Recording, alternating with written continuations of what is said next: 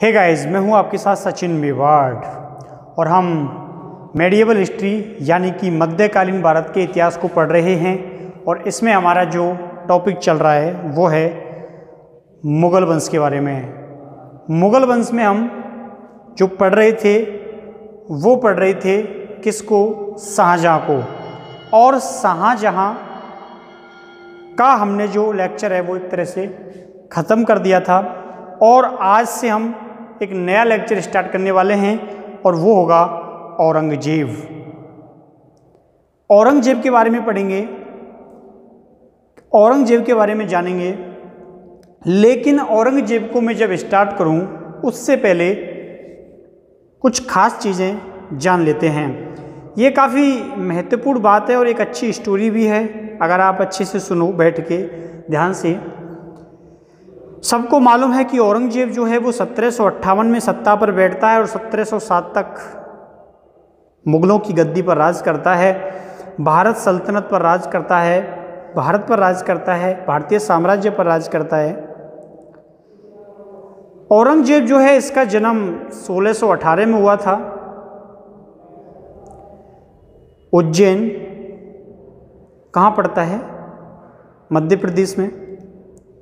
एक दोहब क्षेत्र पड़ता है क्षिप्रा नदी के किनारे, यहाँ इनका जन्म हुआ था।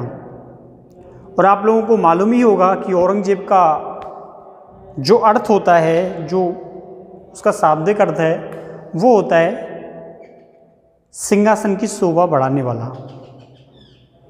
लेकिन हम औरंगजेब को यहीं पर थोड़ी देर कहते हैं कि भैया तुम यहाँ पे आराम से भी आराम करो, हम थोड़ा पीछे चलते हैं। और मैंने दारा सिकों के बारे में आप लोगों को बताया था, लेकिन बहुत कुछ ऐसा था जो रह गया था। अक्सर वो किताबों से बाहर होता है और वो ऐसी किताबों में पढ़ने को मिलता है जो किताबें इस समय सिलेबस का हिस्सा नहीं होती, जिसको बोलते हैं इतिहास का विस्तृत ज्ञान। उसके लिए तुम्हें किताबों का रुख करना पड़ता है, ऐसी किताबें पढ़नी पड़ती हैं जो यूनिवर्सिटी के अकॉर्डिंग नहीं आती, या फिर जो कंपटीशन की किताबों में इतना नहीं दिया जाता। तो क्या फिर ऐसी चीज़ों को हम छोड़ दें, उन्हें ना पढ़ें, उन्हें रहने दें? तो फिर इतिहास बहुत कुछ रह जाता है, और जब वो रह जाता है तो फिर जब बीच में से कुछ नाम निकल के आते हैं तो वो फिर हमारे पूरे नहीं हो पाते। तो दारा सिकों के बारे में मैं आप लोगों को बताऊंगा, लेकिन दारा सिकों के बारे में मैं तुम्हें बताऊं तो हमें औरंगजेब के बचपन की ओर लौटना होगा और एक ऐसी जगह जाना होगा जहां से इस मतभेद की शुरुआत हुई थी। हम जा रहे हैं एक ऐसे शौक की ओर जो शाहजहाँ को था। किस चीज़ का शौक? हाथियों की लड़ाई का शौक। जी हाँ, शाहजहाँ को एक बहुत अच्छा शौक था हाथियों की लड़ाई का। वो हाथियों की लड़ाई देखना बड़ा पसंद करता था और उसकी इस पसंद में किन्हीं दो राजकुमारों के मतभेद छुपे हुए थे, किन्हीं दो राजकुमारों की आंतरिक द्वंद्वता छिपी हुई थी जो धीरे धीरे पनप रही थी। लेकिन किसी का बचपन जो है इस सब को देख भी रहा था, समझ भी रहा था। तो चलिए बोर्ड की तरफ लौटते हैं और ये जो कहानी है इसको कुछ चित्रात्मक रूप देते हैं। देखिए, शाहजहाँ, वैसे तो हमने इसको पढ़ लिया, इसकी शासन व्यवस्था जान ली, इसके नाम उपनाम जान लिए, इसकी कहानियाँ जान ली, लेकिन कुछ ऐसी चीज़ें थीं जो रह गई। 28 मई 1623 के दिन की बात थी। 28 मई 1623 के दिन की बात थी। शाहजहाँ जो था वो अपने महल का जो प्रांगण था उसमें बैठा हुआ था और बहुत सारे मंत्री, बहुत सारे दरबारी और कुछ खास अमीर, बड़े बड़े लोग, शहर के लोग वहाँ इकट्ठा थे। और वहाँ औरंगजेब भी था, वहाँ दारा सिकों भी था, वहाँ शाह शुजा भी था और वहाँ जसवंत सिंह भी था। वहाँ चल रही थी हाथियों की लड़ाई। किसकी? हाथियों की लड़ाई चल रही थी। और इस हाथियों की लड़ाई का मज़ा पूरा दिल्ली दरबार और दिल्ली के लोग ले रहे थे। इस प्रकार स्टेडियम की तरह चारों ओर से घिरे इस क्षेत्र में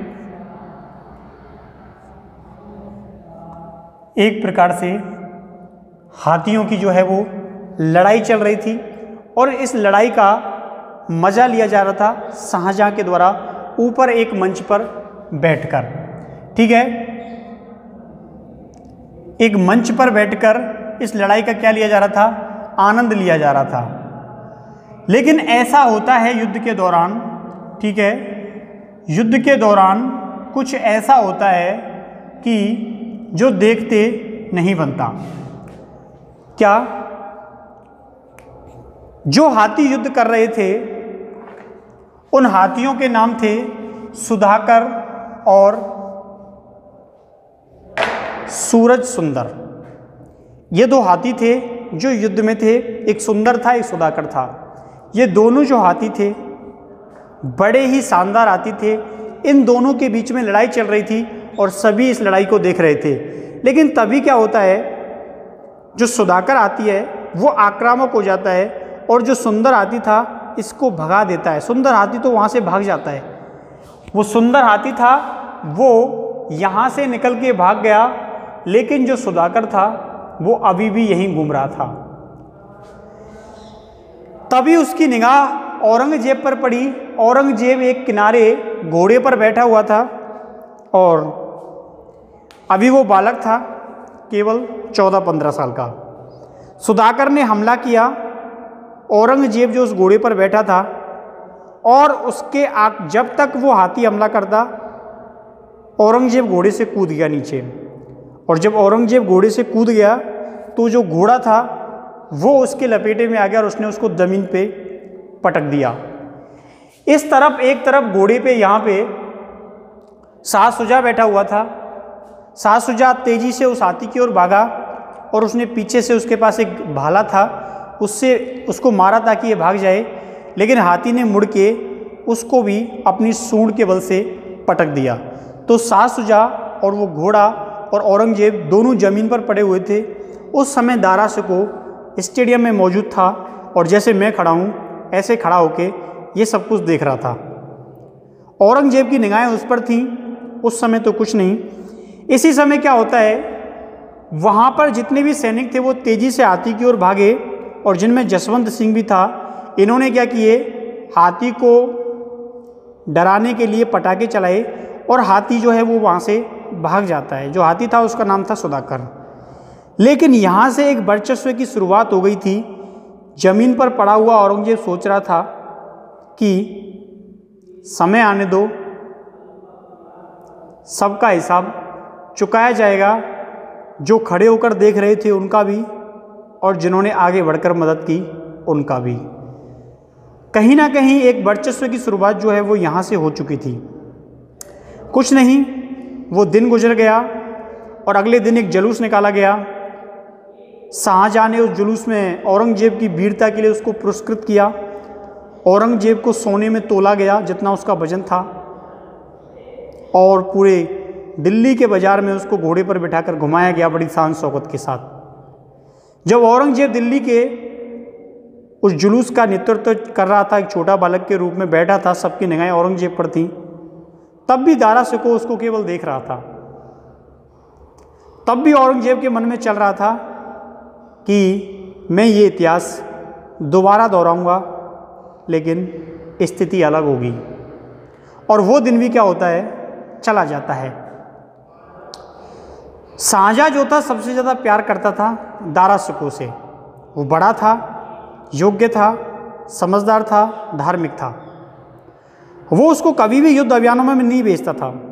औरंगजेब की उम्र केवल 16 साल थी और उसको दक्षिण के युद्ध अभियानों पर भेज दिया। मुराद छोटा था, उसको बक्स भेज दिया युद्ध अभियान पर। शाहसुजा छोटा था, उसको गुजरात अभियान पर भेज दिया। लेकिन उसने दारा शिकोह को कभी भी अपने से दूर नहीं किया। उसको हमेशा अपने सिंहासन के पास में बैठाता था और कहता था कि इसके हाथ युद्ध के लिए नहीं बने, कोई नहीं, ये समय गुजरता गया, लेकिन शाहजहां पुत्र प्रेम में ये बोल रहा था कि मैं इसे कमज़ोर बना रहा हूँ। वो अपने छोटे पुत्रों को तो युद्ध अभियानों पर भेज रहा था, लेकिन वो कहीं ना कहीं मजबूत हो रहे थे। वो युद्ध अभियानों पर जा जाकर कुछ सीख रहे थे, लेकिन दारा सिकों का जीवन जो है वो महलों में गुजर रहा था। यहाँ से दारा सिको सैन्य रूप से कमज़ोर हो रहा था। एक पिता जो है प्यार में अपने ही पुत्र को कमज़ोर कर रहा था। औरंगजेब अपने आप को युद्ध के मैदान में एक योद्धा की तरह तपा रहा था, जो आगे जाकर सार्थक होगा। हो सकता था औरंगजेब सोच सकता था, देखो मैं छोटा हूँ, फिर भी मेरा बाप मुझे युद्ध अभियान में भेज रहा है और एक बड़ा भाई जो है वो इस समय महल में बैठा हुआ है। औरंगजेब इसको कभी भी अपनी नज़रों से दूर करना नहीं चाहता था। इसलिए क्या किया इसने, जैसे यहाँ पर औरंगजेब का शाहजहां का शासन होता था, तो यहाँ पे दारा सिकों का होता था, यहाँ पे बाकी के मंत्री होते थे। इसके अलावा इसने क्या किया था, दारा सिकों को 2 लाख रुपए एक मुक्त दिए थे अपने खर्च के लिए, अपने जीवन यापन के लिए। इसके अलावा 500 रुपये प्रतिदिन खर्चे के लिए दिया करता था। 500 रुपये प्रतिदिन खर्चे के लिए ये दिया करता था।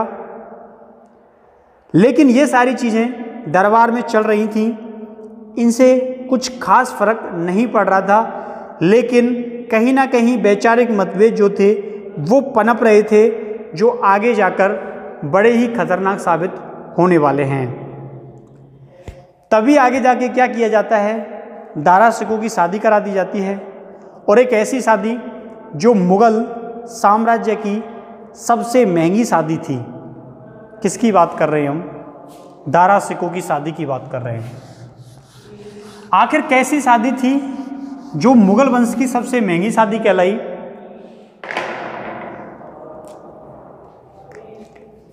नादरा बानो, नादरा बानो वो लड़की थी जिसके साथ दारा सिकों का विवाह हुआ था। ठीक है, क्या हुआ था, नादरा बानो के साथ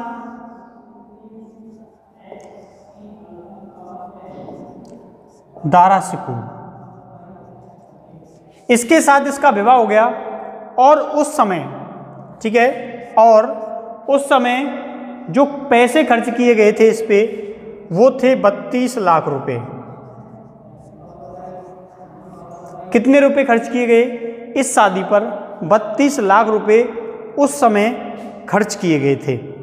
सोचिए कितनी ज़्यादा रकम मुग़ल वंश के समय ये 32 लाख रुपए होती होगी। इसीलिए इस शादी को मुग़ल वंश की सबसे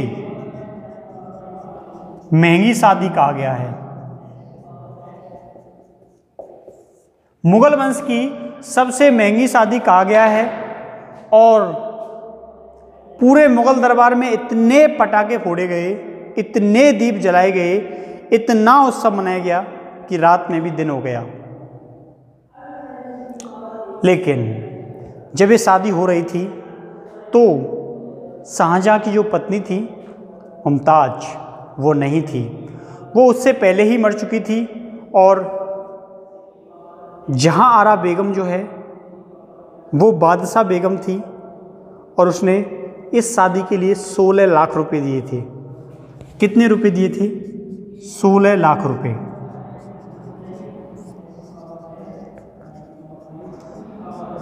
ये बड़ी थी और दारा सिकों की सबसे चहेती बहनों में शामिल थी। यहाँ तक कि जो नादरा बानो थी, इसने जो कपड़े पहने हुए थे उस समय, उनकी कीमत भी 8 लाख रुपए थी। उस समय जो इसने शादी के समय कपड़े पहने थे, उनकी कीमत 8 लाख रुपए थी। सोचो कितनी महंगी शादी उस समय की रही थी। ये इतिहास में सबसे महंगी शादियों में इसका नाम आता है। अब देखिए, शादी हो गई, समय व्यतीत होता गया और सब कुछ धीरे धीरे चलने लगा। लेकिन सब कुछ एक समान नहीं रहा और धीरे धीरे करके जो शाहजहाँ है वो कमज़ोर पड़ता गया, बुजुर्ग हो गया, बीमार हो गया और उसके बाद एक उत्तराधिकार का युद्ध शुरू हो जाता है। मैंने उत्तराधिकार का युद्ध बताया था, युद्धों के नाम बताए थे, लेकिन कहानी नहीं बताई। देखिए,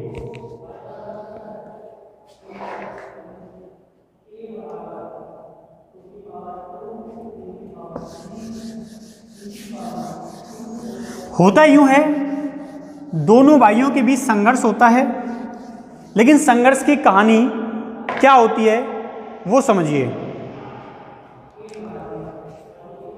औरंगजेब जो है वो 15,000 योद्धाओं के साथ, कितने, 15,000 सैनिकों के साथ युद्ध मैदान की ओर आगे बढ़ता है। इसके अलावा इस युद्ध मैदान में इसके सहयोग करने के लिए कुछ लोग और भी थे, एक था इसका पुत्र सुल्तान मोहम्मद, औरंगजेब का बेटा था ये सुल्तान मोहम्मद, जो इसका सहयोग करने के लिए आता है। एक इसका सौतेला भाई था जिसका नाम था मीर बाबा,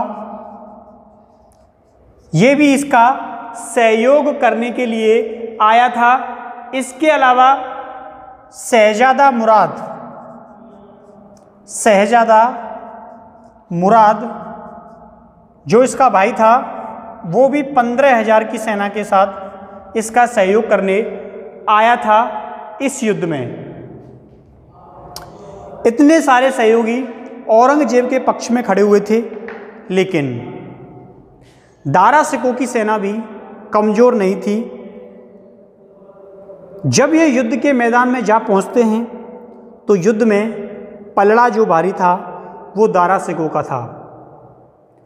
क्यों था? क्योंकि दारा सिकों के पास दो चीज़ें थीं, एक तो आम जनता का सहयोग था और दूसरा उसे बड़े सरदारों का समर्थन भी प्राप्त था। लेकिन उसके पास अनुभव नहीं था, उसके पास युद्ध मैदानों में लड़ने का, युद्ध रणनीति बनाने का और युद्ध के समय उसके संचालन का अनुभव नहीं था। दारा सिकों को वो बात खल रही थी जब वो महलों में बैठा रहता था और औरंगजेब युद्ध करने जाया करता था। आगे क्या होता है, लेकिन फिर भी दारा सिकों की सेना जो थी वो पहले बढ़त हासिल करती है, लेकिन दारा को जिस चीज़ का अनुभव नहीं था वही उसकी हार की वजह बन जाता है। औरंगजेब यहाँ पे एक रणनीति से काम लेता है। वो अपनी सेना से बोलता है कि तुमको एक जगह खड़ी रहना है, दुश्मन के आने का इंतज़ार करो, हम आगे नहीं जाएंगे। और औरंगजेब की सेना यही करती है, वो जहाँ थी वहीं खड़ी रहती है और युद्ध के मैदान में आगे नहीं बढ़ती। यहाँ तक कि औरंगजेब अपने हाथी के पैरों तक को भी बंधवा देता है, अपने हाथी के पैरों को भी बंधवा देता है, अपने हाथी के पैरों को भी बंधवा देता है और बोलता है, मर्दानी दिलावरा ए बहादुर वक्त अस्त। इसका मतलब क्या होता है? इसका मतलब ये होता है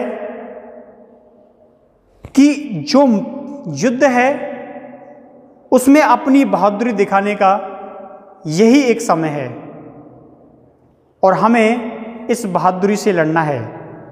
इसके अलावा ये अपने दोनों हाथ ऊपर उठाता है और ईश्वर को, अल्लाह को संबोधन करता है, बोलता है, या खुदा तुझ में मेरा अफरीदा है, यानी कि मैं तुझ में विश्वास करता हूँ। ये सारी बातें जो हैं वो औरंगजेब द्वारा बोली जाती हैं, लेकिन एक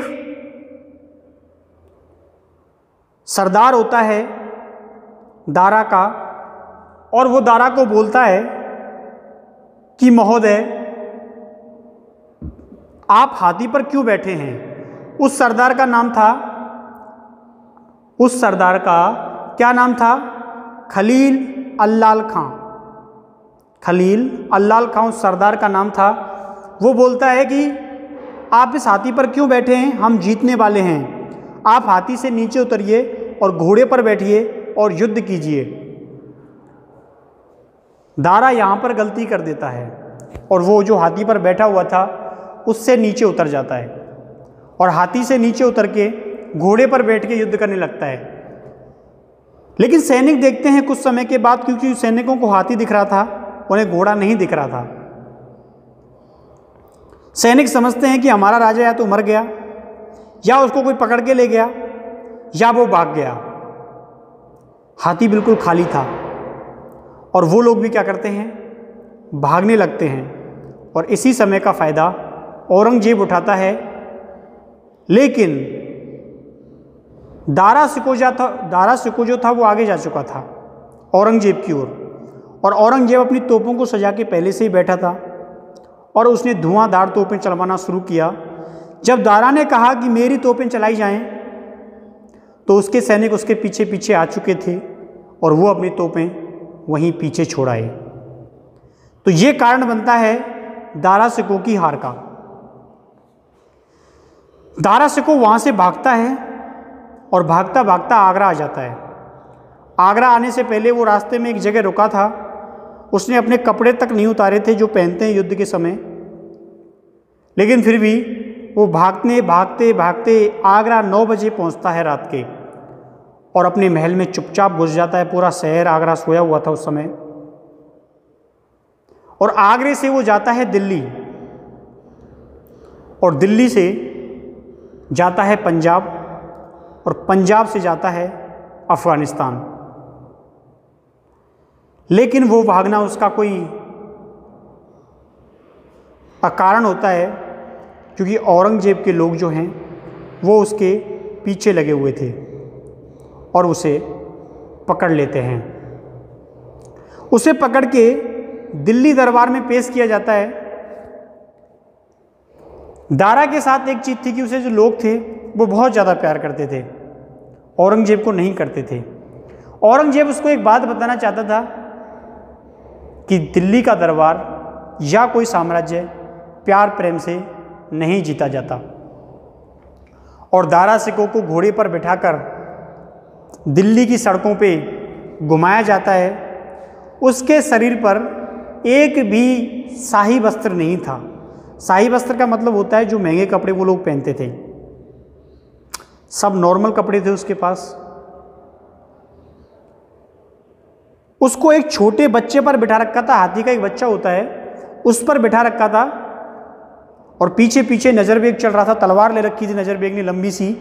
उसको औरंगजेब ने बोला था इसको घुमा के लाओ पूरी दिल्ली में, अगर ये भागने की कोशिश करे तो इसकी गर्दन काट देना। दिल्ली के लोग जो हैं वो अपने अपने घरों के ऊपर खड़े होकर उसको देख रहे थे। कुछ लोग घरों के अंदर बैठ के रो रहे थे, लेकिन मदद कोई नहीं कर रहा था। तभी रास्ते में उसको एक भिखारी मिलता है और उसके चारों तरफ सैनिक चल रहे थे। वो भिखारी जब वो उस मोड़ पर पहुंचता है, ऐसे मुड़ते हैं, तो वहाँ वो भिखारी बैठा करता था, और वो भिखारी उससे बोलता है कि क्यों दारा, जब भी तू यहाँ से जाता था मुझे कुछ ना कुछ दे के जाता था, और आज तेरे पास देने के लिए कुछ नहीं है। तेरे पैर बेड़ियों से बंधे हुए हैं और तेरी ओर नंगी तलवारें लहरा रही हैं। जिन लोगों से तू प्यार करता था या जो लोग तुझे प्यार करते हैं वो अब भी हैं और इन छत्तों के ऊपर चढ़े हुए हैं, लेकिन मदद कोई नहीं कर रहा। जहाँ तेरी कभी तूती बोलती थी, ये दिल्ली के यही लोग तेरे एक कहने पर सब कुछ तेरे करने को तैयार थे, आज वो तेरे विरुद्ध में खड़े हैं। तो उनको दारा बोलता है कि यही समय है और समय कभी भी बदल सकता है, लेकिन मैं आज यहाँ से जा रहा हूँ और ये मेरे दिल्ली की सड़कों पर अंतिम दर्शन है, लेकिन मैं आज भी तुझे कुछ ना कुछ देकर जाऊंगा। तो उस समय दारा के गले में एक सापी पड़ी थी, एक तौलिया पड़ा था जो काफ़ी पुराना हो चुका था भागते भागते उसका धूल मिट्टियों में। वो उसे ऐसे करके फेंक देता है और सिपाही पीछे से धक्का मारते हैं, चल आगे, और उसको ले जाते हैं।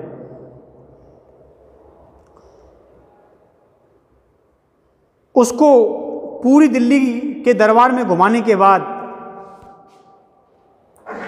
अब उसे ले जाया जाता है। कहाँ ले जाया जाता है? किस दुर्ग में ले जाया जाता है? कहाँ पे उसको बंद किया जाता है? तो इसको ले जाया जाता है, सबसे पहले जो प्लान था इसको ग्वालियर के दुर्ग में ले जाने का था, लेकिन समय के साथ जो मांग है वो बदल जाती है और इसको वहाँ ना ले जाकर एक दुर्ग है खिजराबाद,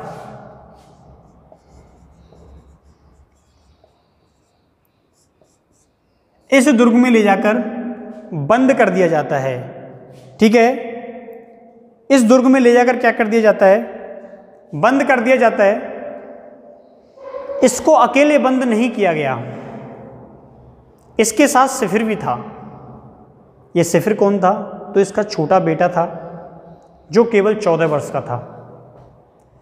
इनको जेल में बंद कर दिया गया, खिजराबाद की जेल में, और ये दोनों खिजराबाद की जेल में बंद थे।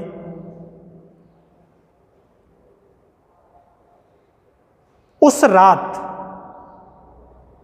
ये लोग सोच रहे थे कि हमें ऐसे ही बंदी बना दिया जाता है, जैसे अक्सर करके सभी को बंदी बना दिया जाता है, और हो सकता है कुछ समय के बाद या मैं माफ़ी मांग लूँगा। ये अपने बेटे को बोल रहा था रात को, इसका बेटा पूछ रहा था कि पापा आप बताओ हम जीवन में कभी छूटेंगे क्या यहाँ से? क्या हमें ये कभी बाहर निकलने देगा जेल से? तो इसका पिता बोल रहा था नहीं बेटा, मेरा ही तो भाई है, सुबह मैं इसको एक पत्र लिखूँगा और बोल दूंगा कि तुझे जो क्षेत्र चाहिए वो तू ले ले, मुझे कुछ राज्य दे दे, मैं वहाँ सिंहासन कर लूँगा। लेकिन वो अपने बेटे को झूठ बोल रहा था। वो नहीं जानता था कि औरंगजेब कौन है।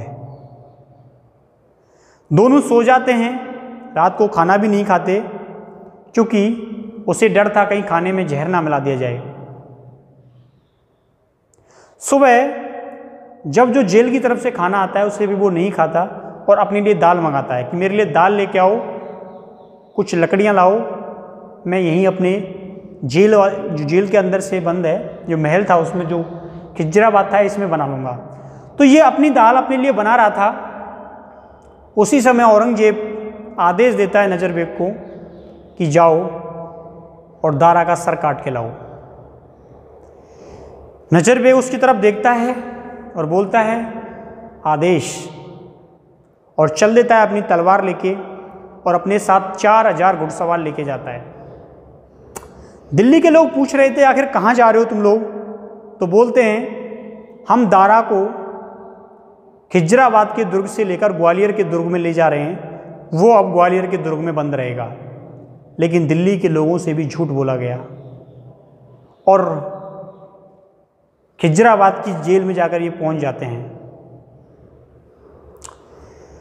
वहां पे ये लोग दोनों दाल बना रहे थे, उस समय नजर बेग अंदर आया। नजर बेग के साथ एक सिपाही और था। दारा समझ चुका था कि कोई ना कोई तो बात है। उसने अपने साथ एक चाकू छिपा के रखा था, तो वो चाकू से वार करता है जो सिपाही होता है उसके ऊपर, लेकिन उसको नजर बेग रोक देता है और जो उसके साथ सैनिक आए थे उनसे बोलता है इसे पकड़ लो।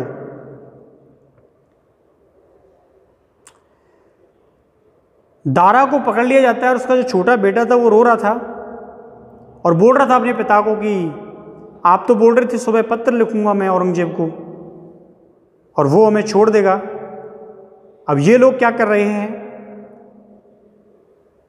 तब दारा अपने बेटे को बोलता है बेटा तुम दूसरे रूम में जाओ, महल के दूसरे रूम में जाओ, मैं इससे बात करता हूँ। और वो उसके छोटे बेटे को दूसरे रूम में ले जाते हैं। नजर बेग दारा से बोलता है, तुम जानते हो क्या बोल रहे हो? दारा बोलता है, जानता हूँ मैं क्या बोल रहा हूँ, मुझे मालूम है मेरी हत्या होने वाली है। तो नजर बेग ने कहा, फिर अपने बेटे को झूठ क्यों बोला कि वार्ता करता हूँ मैं? बोला उसके मन में औरंगजेब का डर ना बैठ जाए, इसलिए। अब वो अभी छोटा है, उसने अभी ये सारी चीज़ें नहीं देखी। तो नजर बेग बोलता है, क्या इसे पता नहीं चलेगा? बोले पता चल जाएगा, लेकिन ये दृश्य इसकी आंखों के सामने तो नहीं रहेगा, वो सिर्फ कल्पना कर सकता है इस बात की। और नजर बेग बोलता है, क्षमा करना दोस्त, मुझे आदेश का पालन करना होगा। और अपने सैनिकों को आदेश देता है कि दारा को ज़मीन पर लेटाया जाए, और दारा खुद ज़मीन पर लेट जाता है, और नजर बेग अपनी तलवार से उसका सर काट देता है। एक बड़ी चीख जो है वो होती है, वो उसका बेटा जो उधर था वो सुनता है, लेकिन समझ नहीं पाता कि आखिर ये चीख किस बात की थी, और उसकी गर्दन काट के नजर बेग सीधा पहुंच जाता है औरंगजेब के पास। खून टपक रहा था, औरंगजेब बाहर बैठा हुआ था महल के, शाम का समय हो गया था। जैसे ही नजर बेग पहुंचा, औरंगजेब ने कहा, इसे धोकर लाओ और सजा के लाओ, कुछ लैंप लेके आओ ताकि मैं उजाले में देख सकूं कि ये वही दारा है, ये वही विधर्मी है जो कभी इस्लाम का अपमान किया करता था। नजर बेग भी एक बार शर्मा गया कि कैसा इंसान है वे, खुद का भाई और उसको भी बोल रहा है सजा के लाओ। कुछ नहीं, लेकिन उसे आदेश का पालन करना था। वो गया और उसको बिल्कुल साफ करके औरंगजेब के सामने लाया, और औरंगजेब ने कहा बिल्कुल ठीक। तो बोला क्या करूं अब इसका? तो औरंगजेब ने कहा रुको, अभी इसे इसके प्यारे पिता के पास ले जाओ, यानी कि शाहजहां के पास ले जाओ, और उसे गिफ्ट भेज दो। उसे भेजो कि जिस बेटे को उसने राज दरबार में अपने प्यार प्रेम के बीच पाला था, और एक वो बेटा जिसे युद्ध अभियानों में झोंक दिया था उसकी 16 साल की उम्र में, कौन बेहतर है? एक वो बेटा जो धर्म ग्रंथों को पढ़ने लगा रहता था, और एक वो बेटा जो युद्ध मैदानों में तलवार चलाया करता था, कौन बेहतर है? नजर बेग कहता है बिल्कुल सही, मैं अभी बंदोबस्त करिए देता हूं। शाहजहां के पास एक पत्र भेजा जाता है, और वो सर जो है वो ढककर सजाकर भेजा जाता है। जब जेल में जाके शाहजहां के पास ये पत्र आया, और शाहजहां ने पूछा किसका पत्र है, तो बोला तुम्हारे बेटे ने लिखा है तुम्हारे लिए। तो शाहजहां बोलता है मेरा बेटा क्या मुझे अब भी याद करता है? बोला फिर इस ताबूत में क्या है? तो बोले देखिए, आप देखिए इसमें क्या है, आपके लिए भेजा है, हम नहीं देख सकते।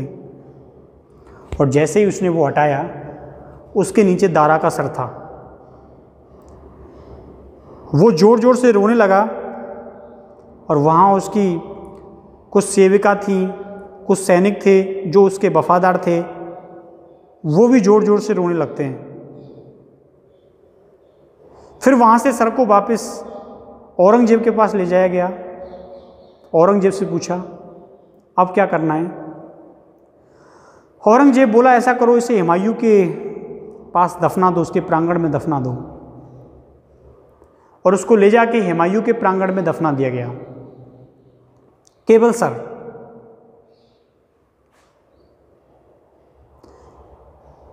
तभी औरंगजेब के मन में एक विचार आया कि रुको। नजर बेग ने कहा अब क्या करना है?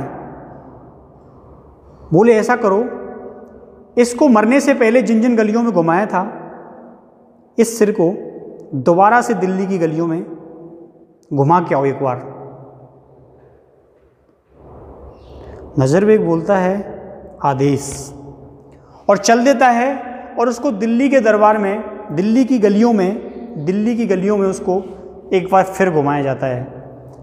दिल्ली के लोग इस क्रूर अत्याचार को देखकर अपने घरों में बंद थे। महिलाएं जो थी वो रो रही थीं, और लोग अपनी छतों पर सिर्फ खड़े थे और देख रहे थे कि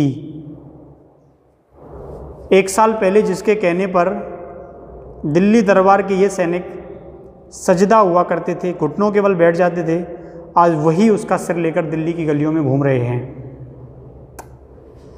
उसके बाद औरंगजेब के बाद फिर जाया जाता है। औरंगजेब बोला गया था कि अब क्या किया जाए। तो औरंगजेब कहता है कि ऐसा करो, इसको ताजमहल के प्रांगण में दफना दो। जब भी शाहजहां अपनी पत्नी मुमताज़ की कब्र देखा करेगा तो वो ये सोचा करेगा कि मेरे बेटे का सिर भी कहीं यहीं सड़ रहा है। यहाँ प्यार और नफ़रत दोनों विचारधाराएं थीं। एक और शाहजहां जिसने अपने प्रेम के लिए ताजमहल के प्रांगण में अपनी पत्नी मुमताज़ को दफनाया था। औरंगजेब कह रहा था तुम्हें इसको वहीं दफन देना चाहिए। तो ये उसी समय का बदला था जिस समय वो हाथियों की लड़ाई हुई थी और जिस समय औरंगजेब ने अपने मन में ये बात सोची थी। किताब है दारा शिकोह के ऊपर, Dara Shikoh would makes a king. Dara Shikoh का अंत होता है, उसकी विचारधारा का अंत होता है। लेकिन क्या ऐसा पहली बार हुआ था? क्या शाहजहां ने अपने भाइयों की हत्या नहीं की थी? शाहजहां ने खुर्रो और शहरयार को नहीं मरवाया था? जहांगीर ने अस्मात को नहीं मरवाया था? तो फिर नया क्या है? अगर औरंगजेब ने दारा शिकोह को मरवा दिया तो क्या ये कोई नई घटना है? ये दारा शिकोह के संबंध में एक कहानी थी जो तुम लोगों को सुनकर कुछ सीखने को मिला होगा, समझ में भी आई होगी।